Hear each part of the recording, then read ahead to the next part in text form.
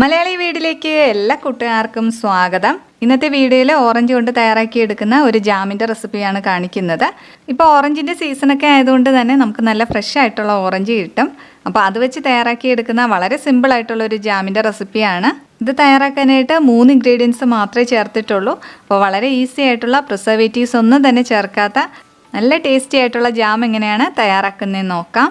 അതിനായിട്ട് ഞാനിവിടെ 4 ഓറഞ്ചാണ് എടുത്തിട്ടുള്ളത്. അപ്പോൾ ഓറഞ്ചിൻ്റെ തൊലിയൊക്കെ കളഞ്ഞെടുക്കാം. ആദ്യം ഓറഞ്ച് ജ്യൂസാക്കി എടുക്കണം. അപ്പോൾ അങ്ങനെ ചെയ്തെടുക്കുന്നതുകൊണ്ട് തന്നെ കയ്പ്പ് വരാതിരിക്കാനായിട്ട് ഓറഞ്ചിൻ്റെ പുറത്തുള്ള കട്ടിയുള്ള വൈറ്റ് പോർഷനും കൂടി പറ്റുന്ന തരത്തിൽ നമുക്ക് എടുത്ത് മാറ്റാം.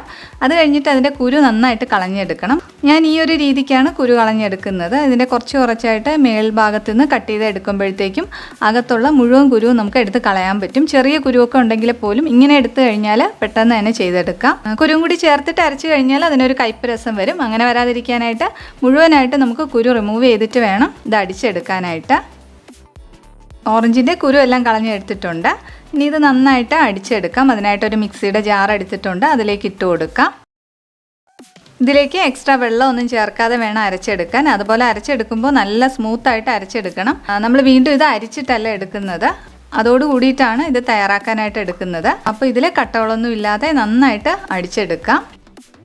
അപ്പോൾ ഇതുപോലെ നല്ല സ്മൂത്തായിട്ട് വേണം അടിച്ചെടുക്കാനായിട്ട്. ഇതിലേക്ക് ഫ്ലേവറിന് വേണ്ടിയിട്ട് നമ്മൾ എക്സ്ട്രാ ഓറഞ്ച് എസൻസ് ഒന്നും തന്നെ ചേർക്കുന്നില്ല. അതിന് പകരമായിട്ട് ഓറഞ്ചിൻ്റെ പുറത്തുള്ള തൊലി ചെറുതായിട്ട് കട്ട് ചെയ്തിട്ട് ഇതിലേക്ക് ആഡ് ചെയ്യാം. അപ്പോൾ ഇതുപോലെ വേണം കട്ട് ചെയ്തെടുക്കാനായിട്ട്. അടിയിലുള്ള വൈറ്റ് പോർഷൻ വരരുത്, പുറത്തുള്ള ആ ഒരു ഓറഞ്ച് തൊലി തന്നെ വരണം. ഇത് ചെത്തിയെടുക്കുമ്പോൾ തന്നെ കാണാം അടിയിലുള്ള വൈറ്റ് പോർഷൻ കാണുന്നില്ല. ആ പുറത്തുള്ള ആ ഒരു ഓറഞ്ച് തൊലി മാത്രമാണ് കട്ട് ചെയ്തെടുക്കുന്നത്. ഇനി ഇത് ചെറുതായിട്ടൊന്ന് കട്ട് ചെയ്ത് വയ്ക്കാം. 1 ടീസ്പൂൺ കണക്കിനാണ് എടുക്കുന്നത്. നമ്മൾ ഗ്രേറ്ററിൽ വെച്ചിട്ട് ഗ്രേറ്റ് ചെയ്യാൻ പറ്റുമെങ്കിൽ അങ്ങനെ ചെയ്തെടുത്താലും മതി. വൈറ്റ് പോർഷൻ വരാതെ നോക്കണം. വന്നു കഴിഞ്ഞാൽ ചിലപ്പോൾ കയ്പ്പ് വരും. അപ്പോൾ ഈ ഒരു പാനിലേക്ക് ആദ്യം ഓറഞ്ച് ജ്യൂസ് ഒഴിച്ചു കൊടുക്കുകയാണ്.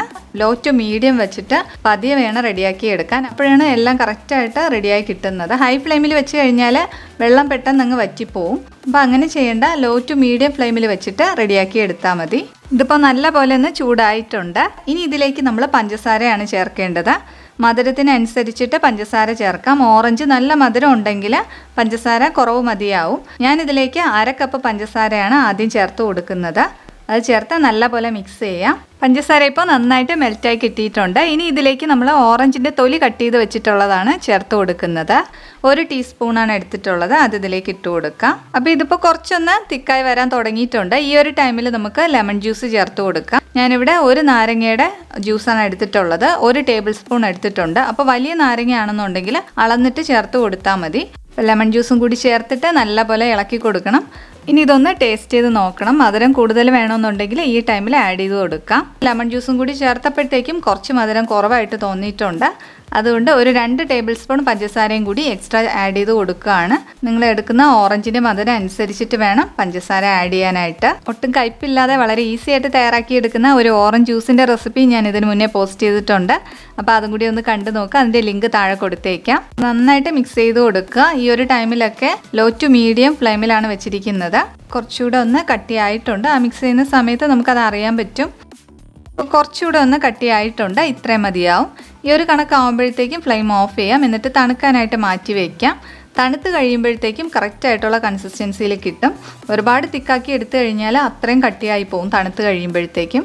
അപ്പോൾ ഞാൻ ഫ്ലെയിം ഓഫ് ചെയ്തിട്ട് വേറൊരു പാത്രത്തിലേക്ക് മാറ്റുകയാണ്. ഇനി ഇത് നന്നായിട്ട് തണുത്ത് കഴിഞ്ഞിട്ട് എടുക്കാം. അപ്പോൾ ഇത് കറക്റ്റായിട്ടുള്ള കൺസിസ്റ്റൻസിയിൽ കിട്ടും. നന്നായിട്ട് തണുത്ത് കിട്ടിയിട്ടുണ്ട്. അപ്പോൾ ഇതിൻ്റെ കൺസിസ്റ്റൻസി ഇതുപോലെയാണ്.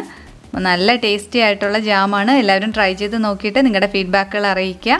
ഒട്ടും തന്നെ വെള്ളത്തിൻ്റെ അംശമൊന്നും ഇല്ലാത്ത ബോട്ടിലിൽ നല്ലപോലെ അടച്ചിട്ട് വേണം ഫ്രിഡ്ജിനകത്ത് വയ്ക്കാൻ.